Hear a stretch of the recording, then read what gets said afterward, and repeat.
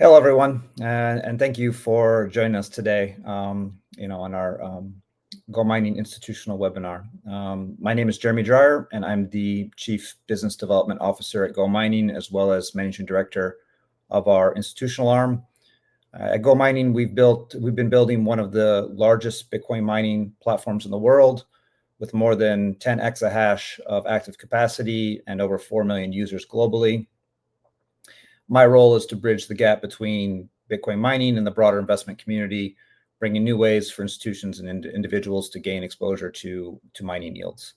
Now, if you've been around the Bitcoin space for a while, I know both Nico and myself have been around since at least 2017.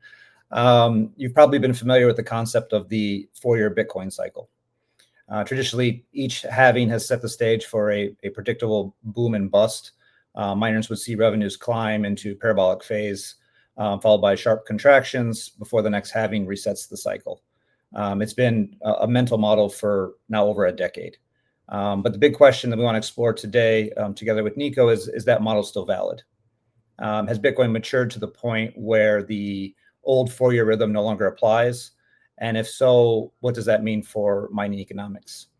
To help answer that, I'm excited to hand over to my colleague, Nico Smid.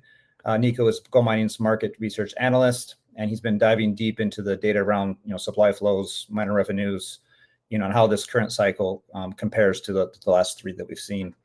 He'll walk you through why there's a strong argument that the 4-year cycle that we've known is breaking down, and we may still see a supply-driven squeeze that could ignite a parabolic phase, and what that means. But more certainly, what does that mean for miners? That's what we're here for, and what we want to see how that's going to respond. So with that, let's get right into it. Nico, the floor is yours. Thank you very much, Jeremy. And as Jeremy said, I'm a research analyst at GoMining Institutional. I've been around since 2017, so this is the 3rd bull market I'm experiencing. I've been mining since 2021, so I have seen quite a bit. Last webinar we had, we also discussed whether this Bitcoin 4-year Bitcoin cycle is coming to an end. It's been a broader discussion in the space, so I thought it would be a good moment to dive into it and to look at it, especially since we're going into the last quarter of the year. So the agenda for today, before claiming and explaining the arguments why the cycle might be dead, I wanted to go into the cycle itself and explain a bit of the theory behind it.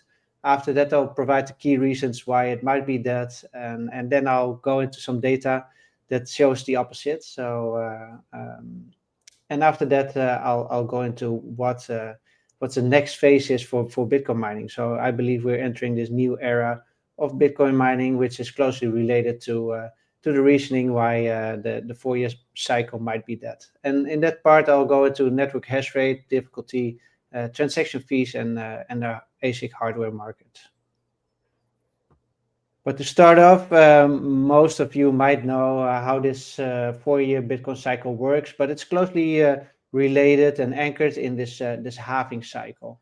The halving event is well known, but for those that don't know, every 4 years or approximately 4 years, 210,000 blocks, the subsidy per block is being cut in half.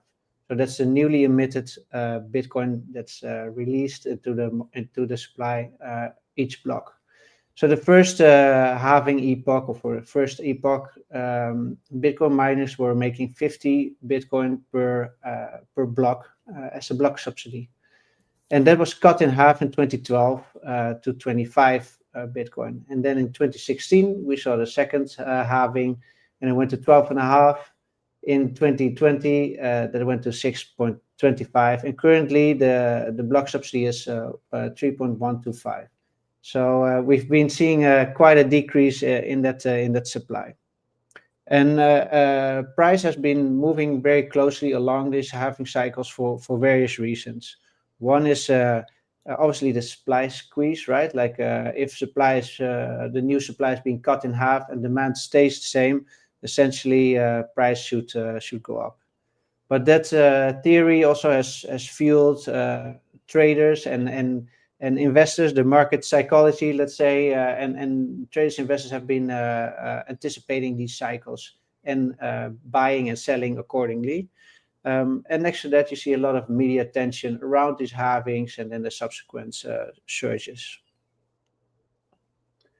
So if you look at year one, the halving year, this is the orange dotted lines. This is usually the start of the bull market. And if you go then into the second year, year two, that's where the parabolic rallies or blow off tops happened over the past 3 cycles. And currently we are in 2025, 1 year after that halving. So we're in that year two, and it remains to be seen if we see this parabolic rally or blow off top this year. And the same, what remains to be seen is the bear market. So the discussion about whether this cycle is dead or not is not only about the blow off top that might disappear, but also about the depth of the bear market. So in the previous cycles, you've seen that in year 3, the bear market was very severe, and we saw retracements up to more than 85%. So what will happen in the next bear market it remains to be seen. I believe that at one point we'll see a bear market, but maybe that definition of a bear market might change. What previously was considered a pullback might turn into a bear market. Then year 4 is the pre-halving year, let's say, and that's known as the accumulation phase or recovery phase. So that's where the market digests the big drawback, and investors start to accumulate slowly again and gain confidence in Bitcoin, realizing that it's not dead because it's been declared dead many cycles. Another type of way of looking at these market cycles is more from a price standpoint, and this is how I usually look at these 4-year cycles, whereby the first year is the bear market, and then it's followed by 3 consecutive bull markets. It's the same type of approach, but a different numbering, let's say. But this has helped many investors in positioning themselves well for the next market cycle. So is the 4-year market cycle dead? That's a big question. And the 3 key arguments that have been floating around with regards to this claim is that there's a declining impact of the halving. There's a transformation from a retail-driven era to more an institutional era, whereby institutions came in and are coming in or are there to buy up the Bitcoin, and that leads to a more structured price action. So if we look at the halving, it's good to realize, you see it at the top left in that image of time chain calendar, that 19.92% or 19.92 million of the 21 million is already in circulation, and around 95, that represents about 95% of all Bitcoin, is already mined and in circulation. And if you look at the table on the right hand side, you see that the percentage of new supply is declining fast. So in that first period, we saw that 50% of the new Bitcoin was added to the supply.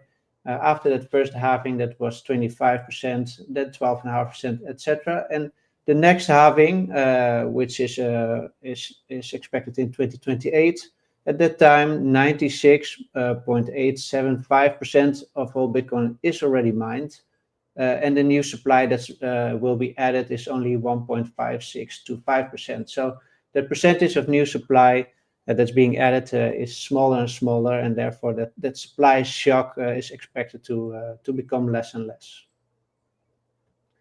Here you see another visualization. You see the orange line, which is the circulating supply, that's flattening out towards 21 million. And if you overlay the Bitcoin price in dollars, you can see that the price follows a similar trajectory, whereby in the beginning it was going up more aggressively, and it's slowly flattening out alongside that flattening out of the curve of the circulating supply. Another big argument why why investors believe this cycle is dead, or the 4-year cycle is dead, is because of the institutional investors that came to Bitcoin, and this happened a lot around the approval of the Bitcoin ETF. This ETF was approved last year in January, and over this period up to now, you see that a lot of investments have been done, and over $150 billion in assets under management are being held by these Bitcoin ETFs. And if you look at this chart, which is the assets under management, you can see that there's periods where more buying happens, of more inflows happens into these ETFs, and then it maintains quite a bit. So it seems like these ETF buyers they tend to hold on to their investments for the longer term, and that might have to do with the profile of investors, right? So there's many institutional buyers that allocate a small percentage than maybe retail does when they invest in Bitcoin. And so if you allocate a smaller percentage, the drawdowns and the price surges have less of an impact on the overall portfolio. Another institutional trend is something that we've been discussing before in previous webinars.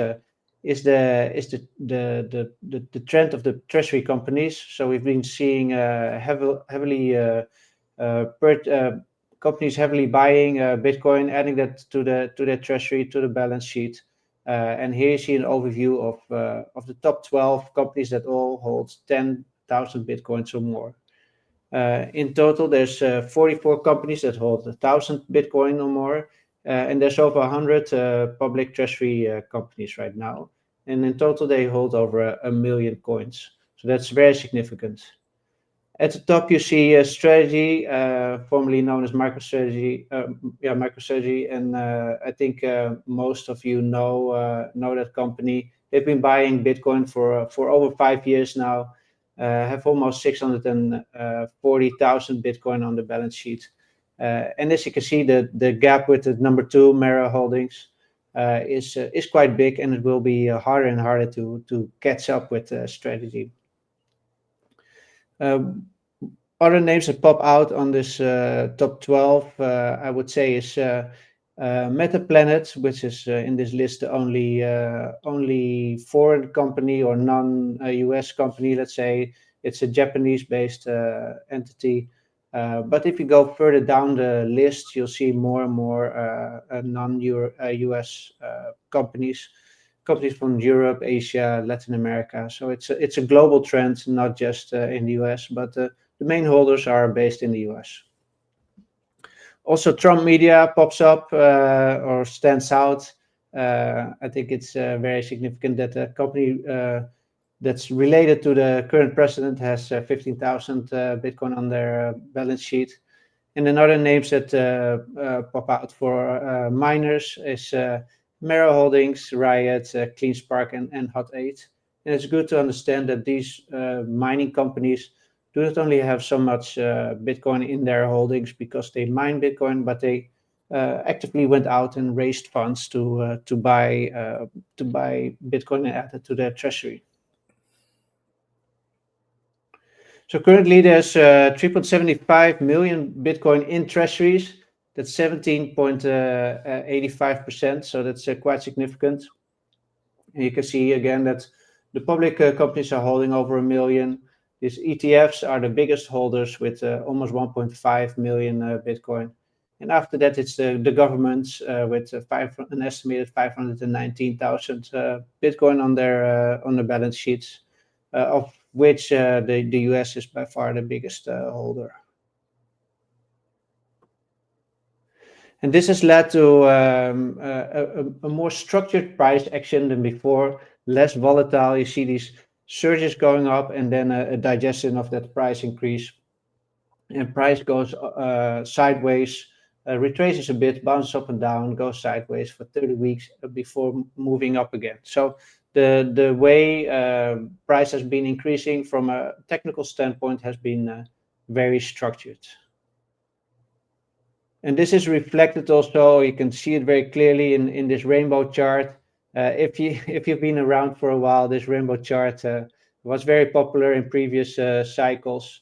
And here you can see that the halvings are indicated by the dotted green line. And then I added these orange lines with which is where we currently are. If you look at 2025, it indicates where we currently are. And then I copied that the same amount of the same time period into the previous cycles. And you can see that in previous cycles, around this time post halving, so this same period post halving, Bitcoin was already much more in that FOMO bubble territory. So there was way more hype and a stronger price increase going on than right now. So this shows that this bull market is more muted, and perhaps that 4-year cycle with that blow up top is not occurring. A big reason why price is more structured or price action is more structured and volatility is less. The parabolic moves to the upsides are more muted, has to do with the size of the market cap of Bitcoin. We passed the $2 trillion market cap last year for the first time, when right around when Trump was elected. But in 2025, it has sustained above that $2 trillion mark for quite a sustained while. And this implies that more capital is needed in order to move the price. And you can also see that in a different way in the diminishing returns. So each cycle you see that the amount of gains from the bottom to the top is diminishing.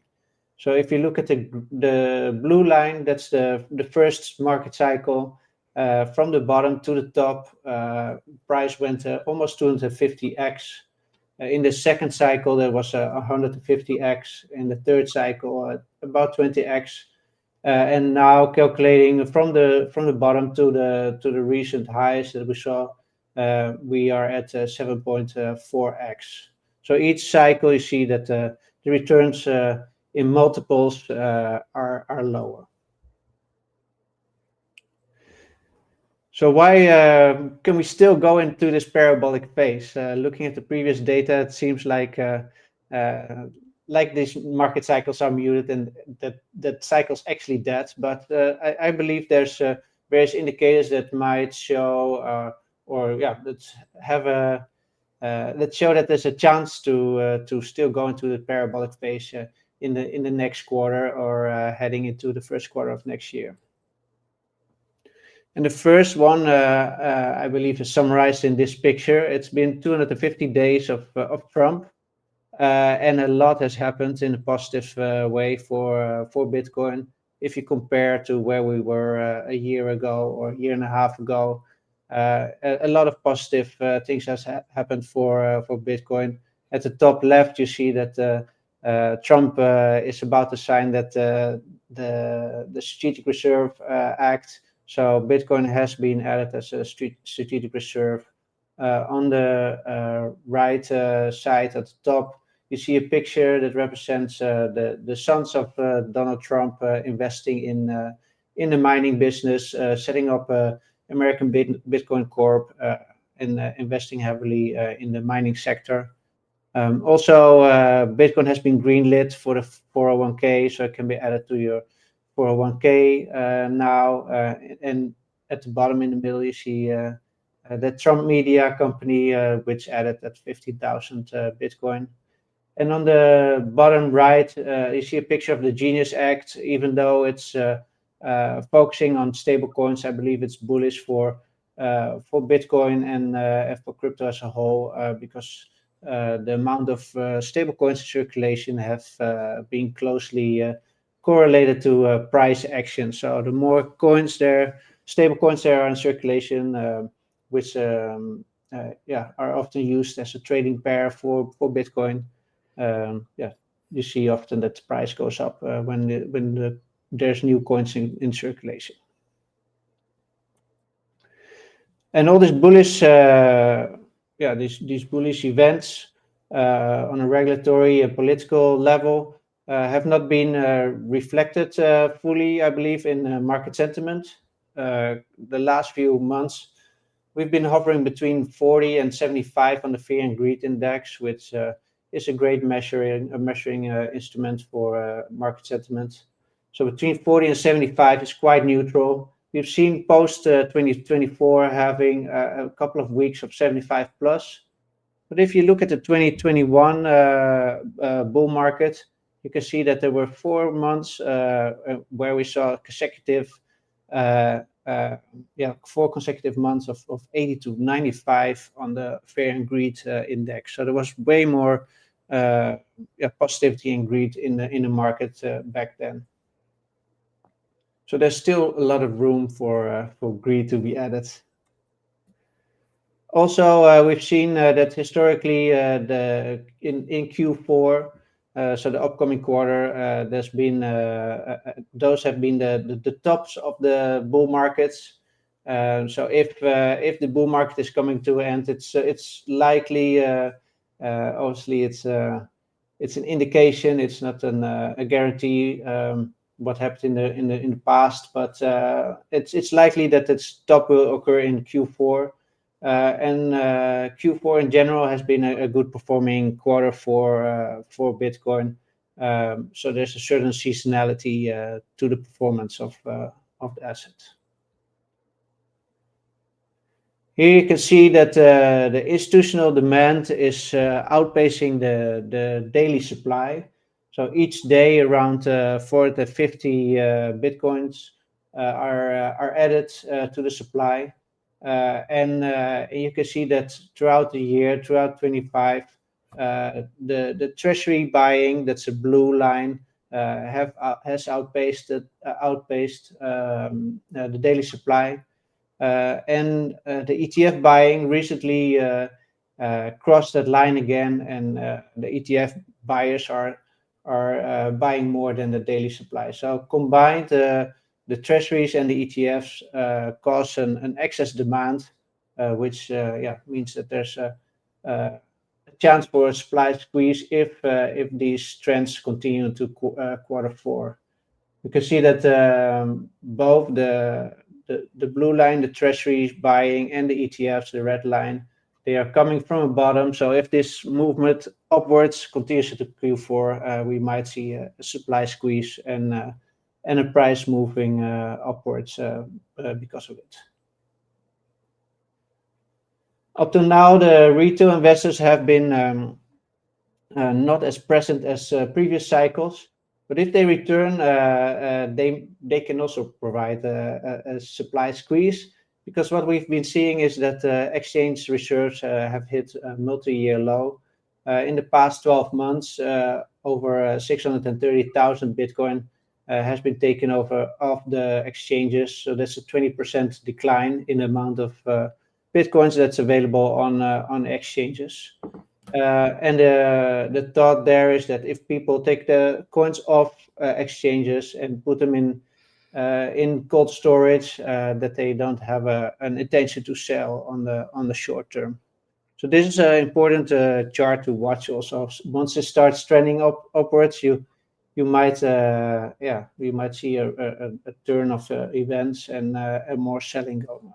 But for now, it seems like people are taking their Bitcoin off exchanges and are not intending to sell. So less Bitcoin available for trading, for buying, which can cause a supply squeeze. And one of the last charts I wanted to share with regards to that supply squeeze is the ancient supply, which has been outpacing the new supply, so that 450 newly added Bitcoin per day. The ancient wallets are those wallets that have not, or coins that have not moved for over 10 years. So in 2025, you see a steadily increase of this ancient supply, and it's been increasing up to 17% of the total supply of Bitcoin. Nico, quick question to you. What do you think is going to happen? Do you think we're going to get into a supply squeeze going into the end of the year, or even the beginning of Q1 of next year? Or you think we're just going to continue kind of grind our way up as we have done over the last year and a half? Well, I think I do believe in the seasonality of Q4, so I do believe we are still due to see another price increase. Whether it's going to go into a parabolic phase, that I think remains to be seen. If we follow that structured price action, like the move upwards can still be quite aggressive. Yeah, it it remains to be seen. But I'm not claiming the 4-year cycle is dead yet. I still believe that there's possibilities for things to go crazy. We've seen that in the past that it can go, Bitcoin price can go up fast in a very short time. So yeah, I believe if there's that FOMO back into the market, and especially if retail starts piling in, then yeah, we might see some craziness. Yeah, but based on those last few charts that you showed, and we've been looking at this data over the last few cycles, this is the most demand we've seen for Bitcoin in history, and probably Yeah. one of the lowest supply, especially on exchanges, things like that. So I'm not saying I'm expecting it, but like I'm not ready to say that the 4-year cycle's dead. But for the 4-year cycle to continue, we have to have kind of that blow off top, because that's what allows Bitcoin then to retrace deeply back into the mean. If we just kind of continue to grind up and we just kind of go up a little bit and come back down a little bit, then yeah, it just might be something more steady that moves forward and kind of moves like gold or something like that. But yeah, I'm not willing to say that it's dead yet. I truly believe that, as I say, history doesn't repeat, but often rhymes. Until this model breaks, I'm still gonna stick with it. Yeah. Yeah, so it's going to be the question, like, what is going to trigger that bear market? If there's a blow off top, you're right. Like, it's very likely that Bitcoin will go back to that mean and retrace quite a bit. I think what's most interesting, or what I'm looking at very closely, is what happens to this treasury companies, right? Like. If that race for the Bitcoin accelerates and everybody starts piling in, and all of a sudden there's a big retrace, like which company will be liquidated first and will be forced to sell a part of the Bitcoin, and what kind of effect will it have, right? Because recently we saw 80,000 Bitcoin being sold, and the market hardly reacted, but that's in a bull market. If we're in a bear market and everybody starts being defensive, and we'll see a dump, then I'm wondering what's going to happen. Yeah, definitely. I think either way, like being as I've gone through various cycles, like I also look beyond it, and yes, still I'm here for the longer term, let's say. Definitely. Don't get too caught up in what's happening, in the current month. Look at what's going to be No, happening in 5-10 years. exactly. So yeah, looking at this price action, and yeah, I wanted to look at what this means for Bitcoin mining, and whether we're moving into a new mining era. And I truly believe we are. And one of the big indicators for this is the network hash rate. So the amount of Bitcoin miners that have been deployed over the last few years. We've crossed 1 zettahash, which is a significant milestone. This is 1,000 exahashes, and it was only the beginning of 2020 when we were at 100 exahashes. So in just over 5 years, the network 5x'd, and I believe this is really a sign that the industry has entered into this more mature phase and institutionalized phase. Yeah. If you look at the nominal growth of network hash rate, you can see that the current pace in which hash rate is added is outpacing the previous years. So year to date, 238 exahashes were added to the network. This, if you did compare this to 2023, it was 250, and then in 24 it was a total of 292. If this pace continues, we'll cross that 300 exahashes being added this year easily. What is interesting is that even though the nominal growth is outpacing the previous years, you can see that the percentage growth is less. And as the network grows, it becomes harder and harder to have an impact in a percentage-wise. And this is important because it's very closely related to the difficulty increases. So Bitcoin has been programmed in such a way that the block time is around 10 minutes. When more hash rate is added to the network, usually these blocks are being produced or solved faster than 10 minutes, and difficulty increases in order to balance that out back to the 10 minutes. You see that 2025, although we're at a faster pace of adding that hash rate, the difficulty adjustment is slowing down a bit. So you see that in 24, there was about 4.4% average monthly growth.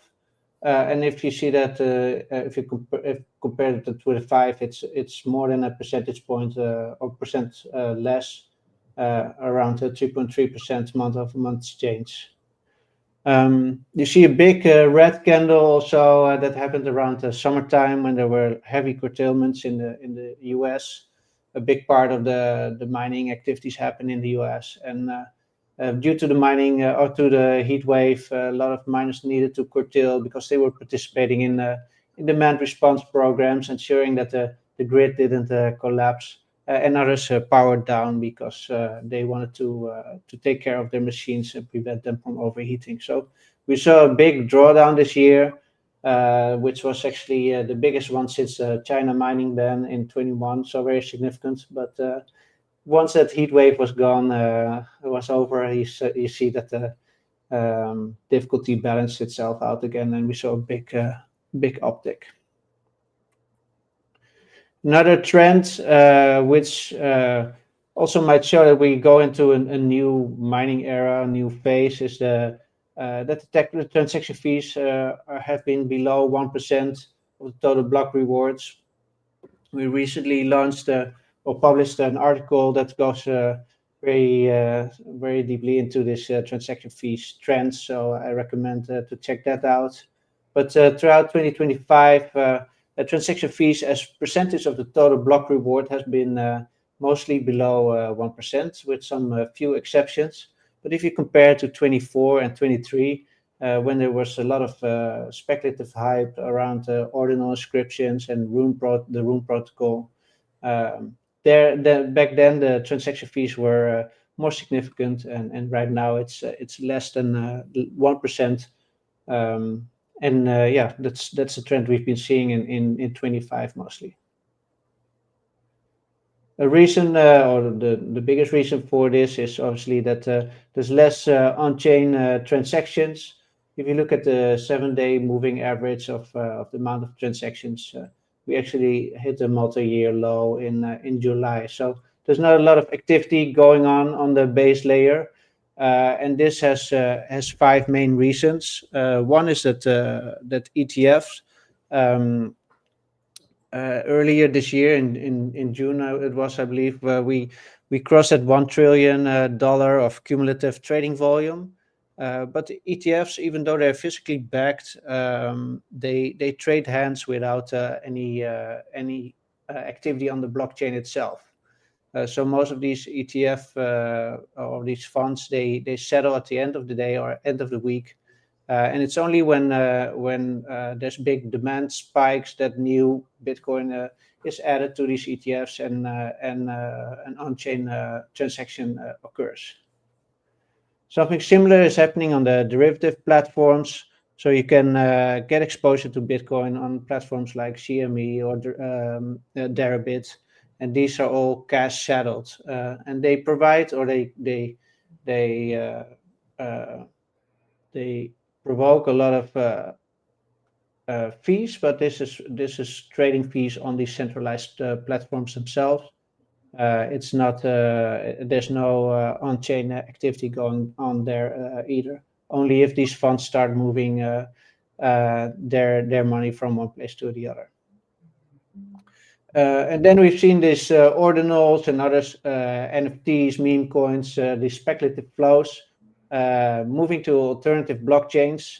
Reason being that they are mostly faster and cheaper. So that's a trend that we've been seeing going on. Like I mentioned before, 23, 24 were really nice profitable days when it comes to the transaction fees. But those days have changed because the demand for block space from these inscriptions and NFTs have moved elsewhere. Also, the Lightning adoption has an impact, right? So the smaller transactions or the more frequent transactions, they happen on Lightning, and it's only when you open or close a Lightning channel that there's an on-chain activity going on. And then lastly, the Bitcoin-backed loans have been gaining a lot of popularity, through these Bitcoin-backed loans, companies or investors get liquidity, access to liquidity without selling their Bitcoin. And if these loans are initiated, that's where an on-chain transaction takes place when they are repaid or when they are liquidated. But in between, it's all either cash settled or through stable coins. So that also limits the amount of activity on the base layer of Bitcoin. The low transactions or the low amount of transactions have led to low transaction fees. And here you can see a screenshot of the minimum fee of 1 set per fee byte throughout all priorities. So whether you want to transact fast or a bit slower, there's not a lot of demand, and you can often transact for only 1 set per fee byte, which is great for the users of the base layer, of course, but for miners who are making money on these transactions, it's not that great. And here you see another representation of the rise of these so-called free blocks. So that 1 set per vbyte is really the minimum, and they're considered free blocks. And those are represented by the blue lines. And in 24, you see a few little dots, but it's actually 25 where they increased, and where there were multiple occasions where over 20 or even 30% of these blocks were considered free blocks because they had these minimum fees. So how does this impact the miner revenue? Miners often use this metric, which is called hash price, which is the amount of US dollars a miner can expect to earn per petahash of computing power per day. And this is a function of the block subsidy, Bitcoin price, network difficulty, and transaction fees. And we touched upon all these 4 points. And what we've been seeing is that ever since the 2024 halving, there's a low volatility in hash price. So hash price has been stuck in this range. Right now we're about in the middle, but it's been bouncing between the historic low of $38 per petahash per day, and at the top of the range, $64 per petahash per day. So it's been bouncing up and down in this range, but if you compare it to previous cycles, it's been less volatile. So here you see a more zoomed out image. On the right-hand side of this dotted line, you see that the image that I showed before, so more flat hash price, which is the blue line in the chart. And on the left side, so you see that around 2020, 2021, hash price was really spiking, very high and bouncing up and down. Bitcoin or hash price spikes this way if Bitcoin really outpaces difficulty. And as you can see, that the red line is representing the difficulty, In the orange line, Bitcoin price. And in 2020, 2021, you saw a few occasions whereby that Bitcoin price outpassed difficulty increasements very rapidly. We've seen, if you look at the right-hand side, those orange highlighted areas, we've seen that Bitcoin outpaced difficulty also in this cycle, but yeah, to a lesser extent, and that's mostly because difficulty was going up quite aggressively. So if we project this out to Q4, and we want to see what it takes to go to the top of that range of $64 per petahash per day, and we assume a difficulty increase of 3.3% on a monthly basis, and the transaction fees contributing less than 1%. Yeah, we can calculate what Bitcoin price needs to be at in order to reach that top of the funnel that I previously showed. And that would mean that Bitcoin would need to be at $148,000 by the end of October, by the end of November, 153,000, and end of December at almost $160,000. So a 40% increase in the next quarter would put us back on top of that, at the top of that funnel. Something else that's happening or that's different this cycle compared to previous cycle is the prices of hardware. Here you see a chart of a machine that's of the generation of the popular Antminer S19j Pro that's shot up quite aggressively in 2020, 2021, all the way above $100 per terahash. So these units were being sold for over $10,000 per piece. And as you can see, price has dropped, but this cycle the price hasn't picked up like it did last time. And there's a couple of reasons why we're not seeing that price spike in ASIC miners.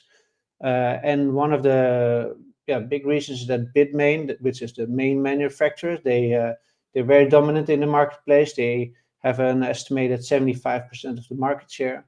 They face more competition. The number 2 and 3 have been in the market for a while. That's MicroBT with their MUTS miners and Canaan.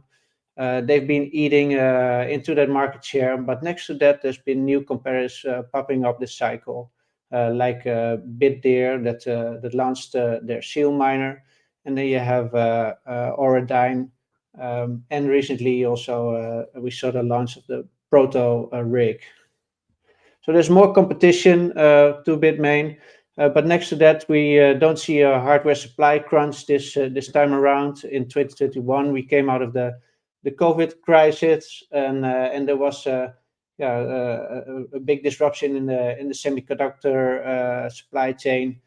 So there was a very low production, or relatively low production of ASICs, while there was a high demand, new capital flowing into the market, and that caused a supply squeeze of these ASICs.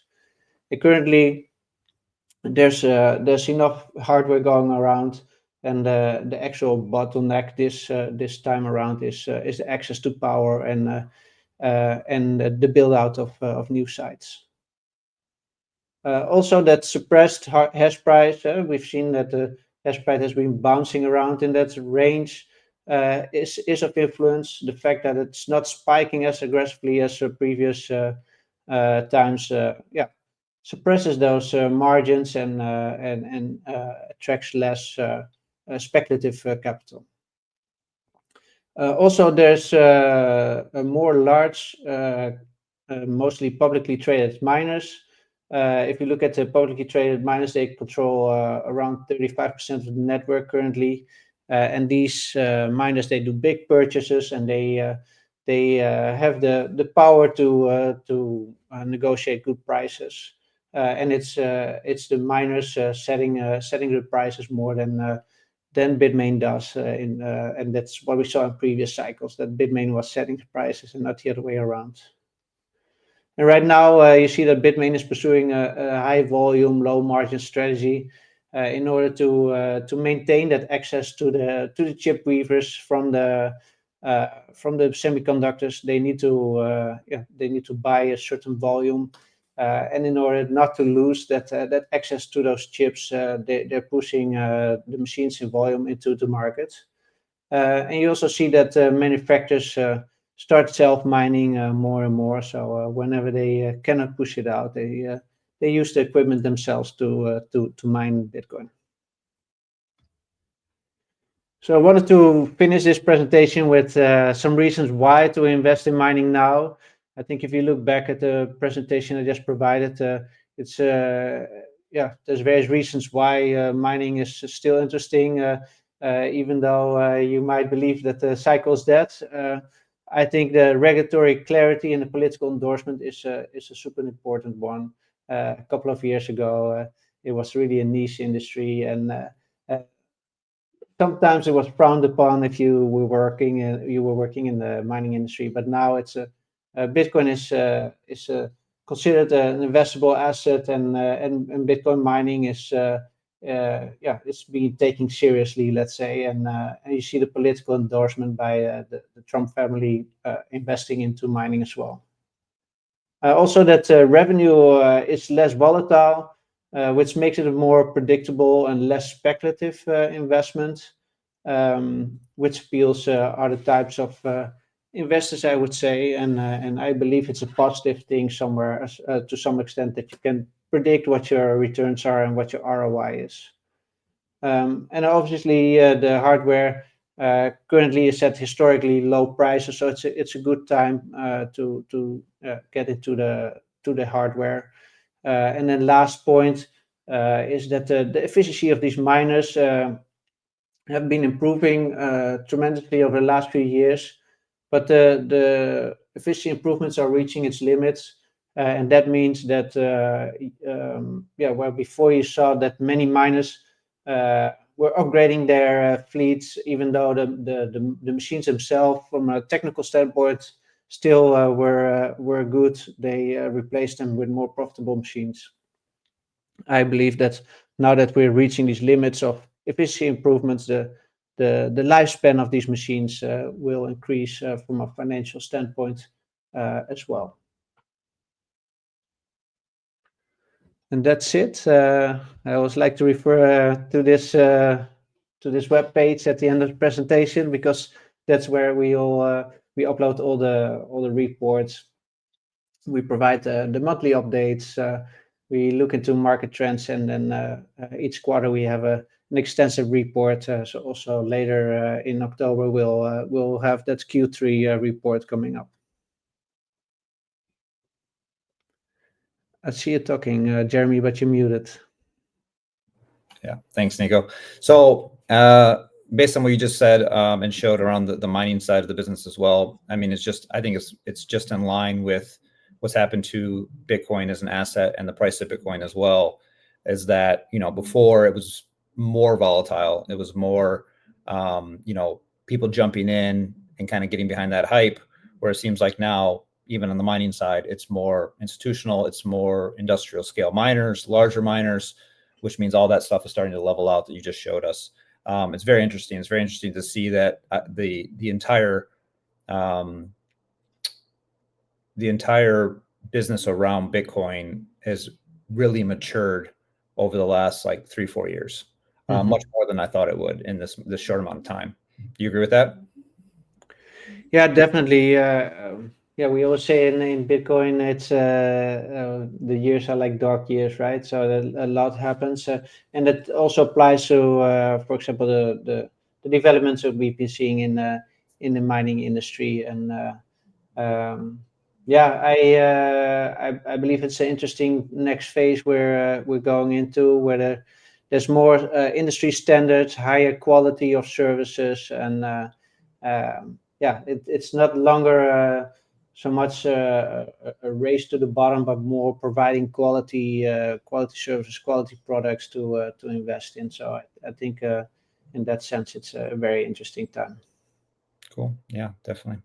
Well, I mean, to to quickly recap, from my side, everything we just went through, the old assumptions around the Bitcoin's 4-year cycle, may no longer hold in the same way that we expect. Maybe they do. We'll see. There's definitely a good case for both, but I think we are becoming more of a mature asset in Bitcoin and in Bitcoin mining, and that should kind of level things out in the future. And we shouldn't have more of these, huge blow off tops and huge pullbacks.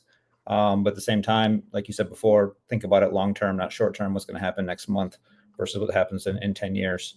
If we go back to us at GoMining, we believe that what's happened in the space is both a challenge and an opportunity for us. Mining has matured into a true infrastructure play, and with us being one of the larger players in the space with over 10 exahash under management, we're focused on helping investors and partners capture that yield from Bitcoin mining, in a scalable and resilient way that they can do easily through us. We'll be keeping a close eye on what happens in the markets, with the market dynamics as they unfold, and then, just to keep one thing clear, us miners are very good at adapting, and we will adapt to this new era as well. And I think we're, at GoMining is well positioned to thrive in this new environment. So with that, I just want to thank everybody for joining us today. If you'd like to dive deeper into GoMining's model, discuss what we're structuring on the institutional side, feel free to reach out. I'm glad to continue the conversation with anybody that wants to have a discussion. And thanks again, and we look forward to see you at our future sessions. Thank you, Jeremy. All right, thanks, Nico.